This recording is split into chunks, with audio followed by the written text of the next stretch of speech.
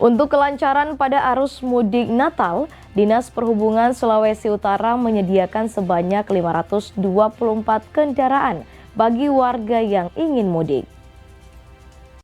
Dalam rangka kelancaran arus mudik pada perayaan Natal dan Tahun Baru 2024, pemerintah Provinsi Sulawesi Utara telah menyediakan sebanyak 524 kendaraan, baik angkutan kota dalam provinsi dan angkutan kota antar provinsi. Hal tersebut disampaikan oleh Kepala Dinas Perhubungan Provinsi Sulawesi Utara, Iza Krey. Ia juga mengatakan pihaknya telah melakukan rapat koordinasi agar pelaksanaan arus mudik berjalan dengan aman dan nyaman.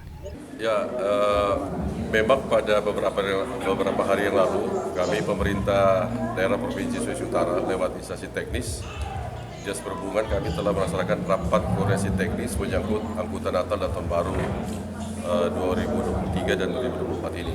Dan kami telah menyepakati apa-apa yang sudah diatur dalam SOP, dan khusus untuk teknis dalam rangka pelayanan terhadap angkutan Nataru 2023 ini, bahwa khusus untuk Dinas Perhubungan Daerah Provinsi kami telah menyiapkan angkutan AKDP lewat 10 terminal kami, yaitu ada kurang lebih 524 kendaraan yang kami siapkan untuk mengangkut para pemudik yang akan kembali ke daerah masing-masing. Sementara itu untuk angkutan laut, pihaknya juga telah melakukan koordinasi dengan KSOP Manado dalam rangka arus mudik untuk warga kepulauan. Eka Putra melaporkan untuk Kawanua TV.